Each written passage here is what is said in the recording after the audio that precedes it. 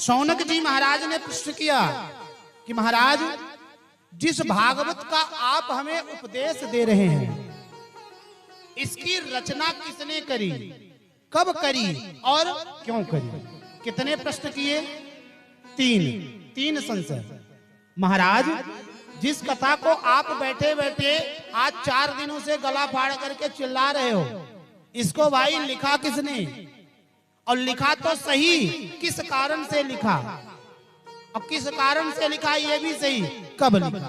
प्रेम से कहो राधे। तब उस संदर्भ में बड़ा ही सुंदर प्रसंग सुनाते हैं। कहते हैं, द्वापरे तो समुन प्राप्ति तृतीये युग पर्यये जाता पाराशरा योगी बासाभ्याम कलया हरे। सूत जी कहते हैं, ऋषियों, जिस समय द्वापर के अंत में भगवान के ही कलावतार कृष्ण द्वैपायन श्री वेदव्यास जी महाराज का जन्म हुआ, तो त्रिकालदर्शी वेदव्यास जी महाराज ने जब कलयुग की दशा देखी और इस कलयुग में यहाँ के मानवों की दयनीय दशा देखी, तो उनका मन जो है तो विकल हो उठा। क्योंकि इस कलिकाल में लोगों की बुद्धि भी मंद है और भाग्य भी अति मंद है। भाई मान लो कोई भाग्यहीन हो लेकिन बुद्धिमान होगा, बुद्धि विवेक के बल पर अपना जीवन निर्वाहन कर लेगा। लेकिन महाराज, यदि कोई मूर्ख भी हो और उसका भाग्य भी उसके साथ ना हो, तो उसका जीवन निर्वाहन कैसे हो? तो जब इस कलिकाल में उसके अंध कुएं में गोता खाते हुए मानवों को वेदव्यास जी ने देखा तो विचार किया कि इनकी तो बुद्धि भी मंद है और भाग्य भी अति मंद है, इनका कल्याण कैसे हो? तो उन्होंने एक ही वेद की 4 शाखाएं कर दी। यजुर्वेद से ही ऋग्वेद, अथर्ववेद और सामवेद की रचना हुई। बात समझ में आई? प्रेम से कहें राधे राधे। क्यों मैया, समझ में आई रही? बोलो राधे। अब महाराज वेद तो कर दिए, लेकिन व्यास जी के मन में संतोष नहीं हुआ, क्योंकि वेदों में ज्ञान का भंडार तो भरा हुआ है, अथाह सागर है, लेकिन वेद की भाषा जो है बड़ी क्लिष्ट है, हर किसी की समझ में आती नहीं।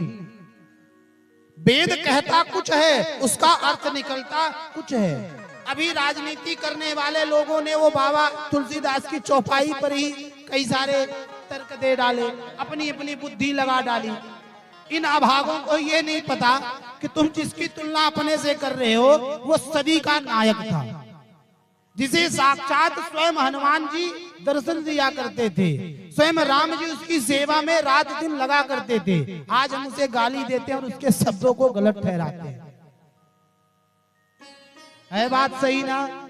प्रेम से कहो राधे। तो पंचम वेद महाभारत की उन्होंने रचना करी। महाभारत को पंचम वेद की उपाधि दी गई। महाभारत ही एक ऐसा मात्र सदग्रंथ है कि जो जीव को समाज में कैसे रहना है, घर में कैसे रहना है, परिवार में कैसे रहना है, लोगों के बीच कैसे रहना है, संत समुदाय के बीच कैसे रहना है, भगवान की कथा में कैसे रहना है, महाभारत में उसका व्याख्यान भरा पड़ा हुआ है। लोग कहते हैं, लोगों का मानना होता है, अज्ञान इतना हावी है कलिकाल का कि लोग कहते हैं कि महाभारत की पुस्तक रखोगे तो घर का विनाश हो जाएगा, महाभारत हो जाएगी। अरे विद्वानों, तुम्हारी विद्वता को धन्य है। महाभारत ही एक ऐसा सदग्रंथ है, घर में रखो, नित्य उसका चिंतन करो, उसमें ऐसे ऐसे उपाय हैं जो तुम्हारे जीवन को बना देंगे। जो तुम्हारा जीवन जो है उलझा पड़ा हुआ है, वही कांटों में ना वह सुलझ जाएगा। प्रेम से कहो राधे राधे। लेकिन महाराज वेद व्यास जी की समझ में अभी भी बात आई नहीं।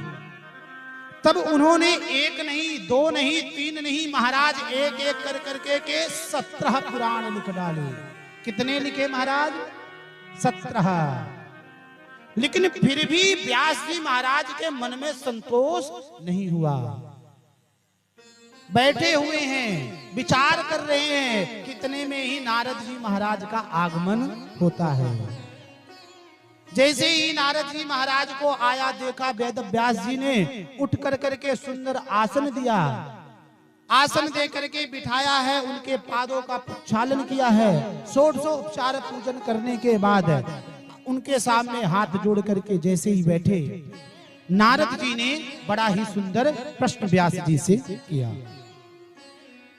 कहते हैं पाराशर्य महाभागः भवतः कच्चिदात्मनः परितुष्यति शरीरात्मा कृष्ण एवात्मनीश्वरे।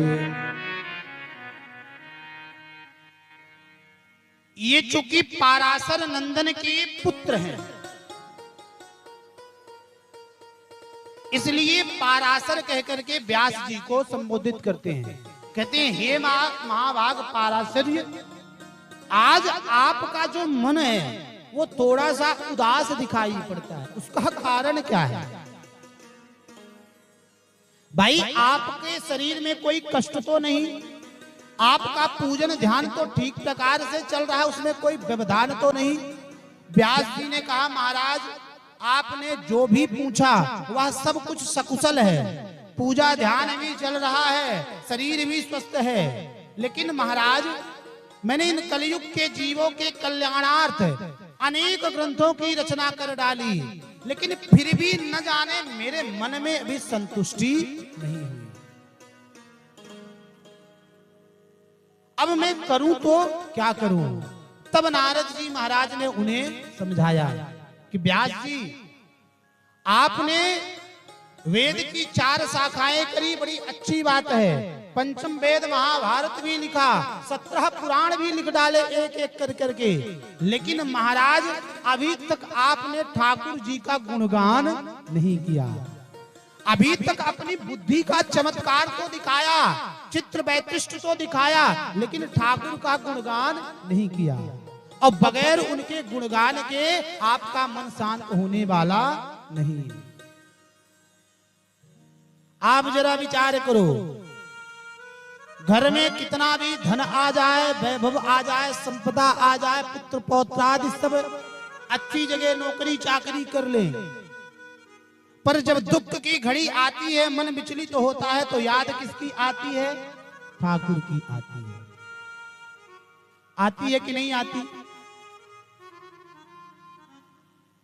इस संसार में इतना जानिए कि बैंक बैलेंस होना, गाड़ी मोटर होना, पुत्र पौत्र आदियों का सुखी होना, अच्छी जगह पर होना, ये सुख का लक्षण नहीं। सुख का अभिप्राय क्या है? कबीर दास जी महाराज लिखते हैं कि संसार में सुखी कौन है? कहते हैं कबीरा सब जग निर्धना, धनवंता नहीं कोई, धनवंता सोई जानिए, जाके राम नाम धन हो। बोले संसार में माल मट्टा इकट्ठा कर लेना धनवान या सुखी बनने की निशानी नहीं। बोले धनवान वही है जिसके पास पहनने के लिए एक लगोटी भी नहीं, नंग दड़ंग घूम रहा है, लेकिन अर्निस आटोयाम सीताराम सीताराम राधे श्याम जप रहा है। प्रेम से कहो राधे। और ऐसे लोगों को आज लोग कह देते हैं कि कोई पागल होगा, पहनने के लिए कपड़ा भी नहीं होगा।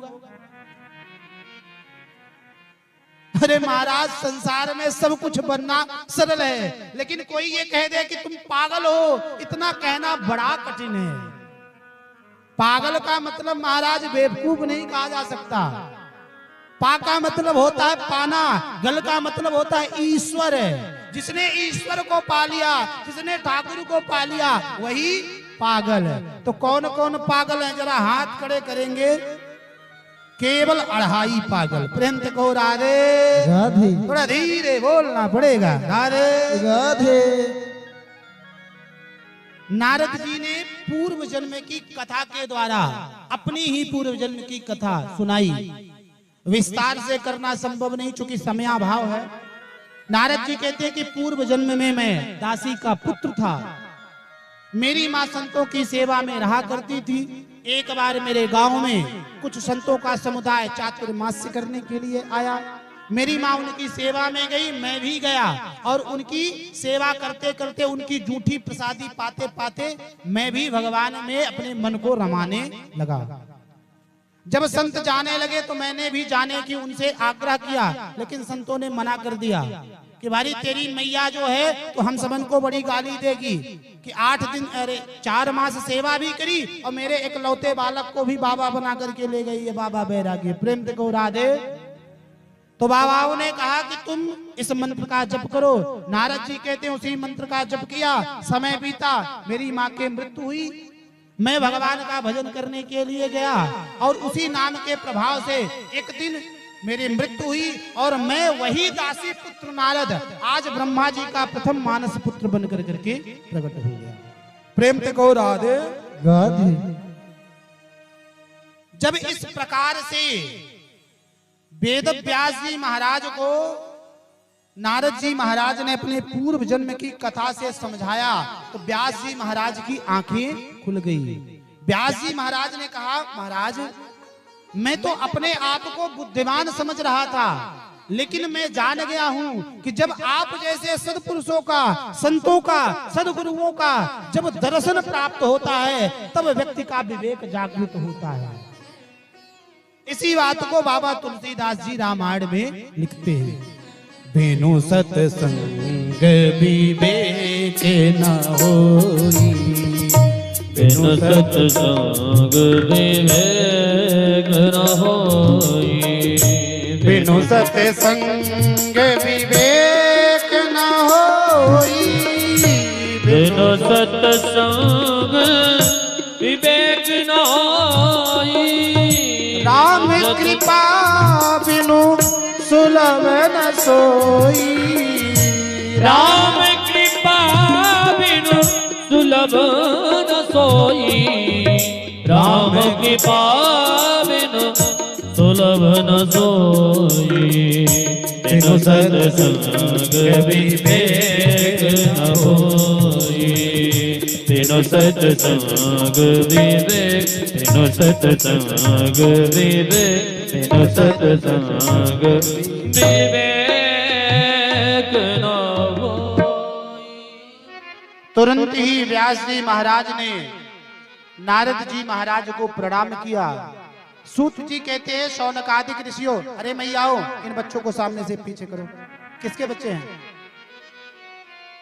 भैया? देखो राधे।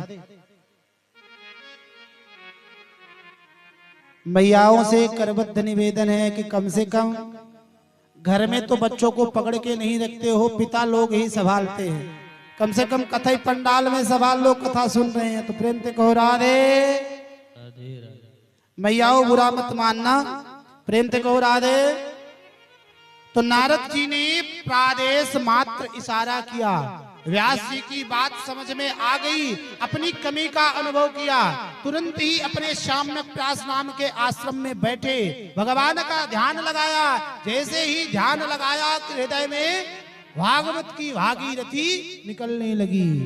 तुरंत ही प्रमुदित मन से वेद व्यास जी महाराज भागवत गुनगुनाने लगे। श्री गणेश जी महाराज उसका लेखन करने लगे और महाराज देखते ही देखते 18,000 श्लोकों का ये पावन ग्रंथ बनकर करके तैयार हो गया। बोल भागवत महापुराण की जय।